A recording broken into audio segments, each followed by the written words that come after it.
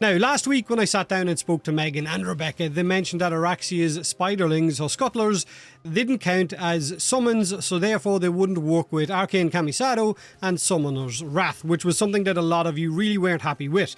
Because of this, now Pablo has confirmed that this has changed. More than likely because so many of you wanted to build her as a summoner. She will also come with a V polarity, which means Summoner's Wrath will fit perfectly in her aura slot. But as a result, you can now look forward to building Araxia as a spider summoner if you want to. Now, remember that until the day she is added into the game, and even for a while after that, she will more than likely go through more changes. But this is huge news for having 10 of those spiderlings running around and benefiting from that aura and from that arcane as well. Now, on top of this, you will be able to place Citrines Prismatic Gem on top of a moving pet, whether it's Kubro, Kavat, Charger and so on, but not on your Sentinel. So basically, your pet is about to become a bit of a walking primer, if it isn't already, with a status cannon on its back. This is honestly such a nice quality of life change. So if you're a Citrine enjoyer, then let me know what you think of that. But Pablo has been on a bit of a roll since yesterday, and the news doesn't stop there.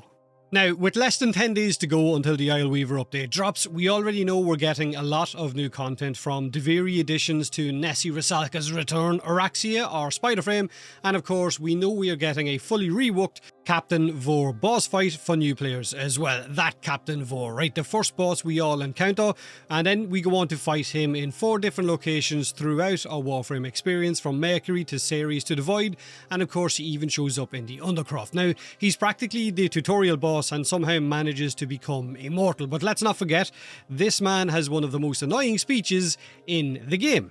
Look at them. They come to this place when they know they are not pure. Don't worry, I'm not that cruel that I would play the entire thing. Or am I? Anyway, since he is the first real boss that most of us encounter, or all of us encounter in fact, DE want to make his boss fight a bit more dynamic and, dare I say it, a bit more memorable as well. So the new version of his fight is going to be a multi-phase encounter ending in a dedicated boss room. Think platforming, lasers, laser tunnels before you get there, and hopefully it's going to give new players the full kind of ninjas in space experience.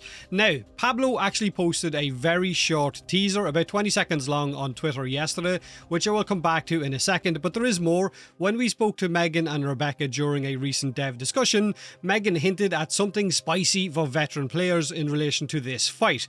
The ability to fight Vor maybe at a much higher level, not quite Steel Path, but definitely something else, which Pablo's teaser definitely confirms. It shows Valkyr making her way through a laser tunnel, having to jump over lasers as they pass by her en route to the Vor fight. Now, I'm wondering if those lasers are going to function like other lasers in the game, where you can just roll through them and shrug it off and take no damage, or are we actually going to have to jump through them like Pablo is in the clip? Now, if we dissect the important stuff from that clip that Pablo showed, you can see that Vor is now referred to as JANUS Captain Vor. So this isn't just a rework for the hard mode version, it looks like a completely new variant.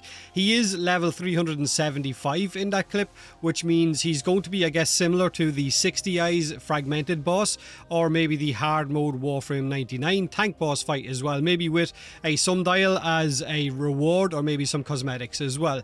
Now, in game we will have original Captain Vor, we will have corrupted Captain Vor, and now it looks like we're going to get JANUS Captain Vor as well, which will be the hard mode or veteran only version. I am hopeful that we get even just a snippet of lore to explain just who this version of Vor is. Is this what became of him after he found the JANUS key in the derelict, or is this a fully evolved Vor who has ascended past that void corruption, or maybe it's a flashback version to Vor right before he made contact with the Orokin tech?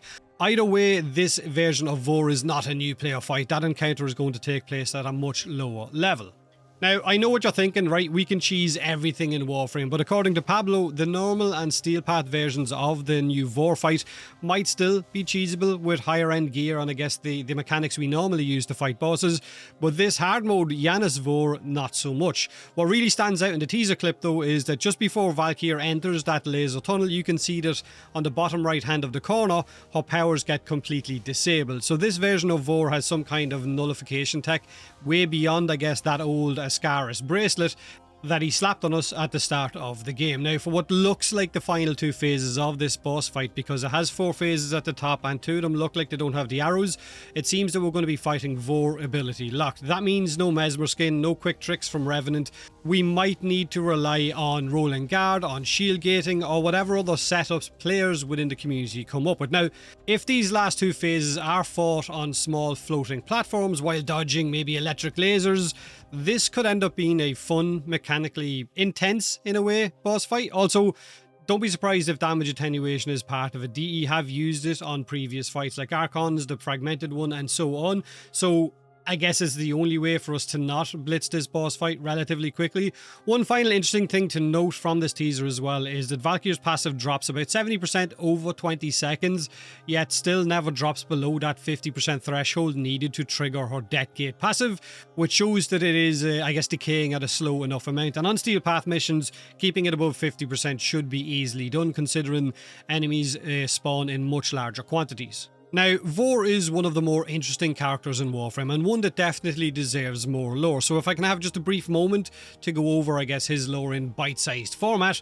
Captain Vor was once Admiral Vor, but he defied the Grineer Queens and, of course, suffered the consequences. He was entrusted by the Twin Grineers to scour the system and clean it of slumbering Warframes, but like I said, he disobeyed them, which led to this encounter.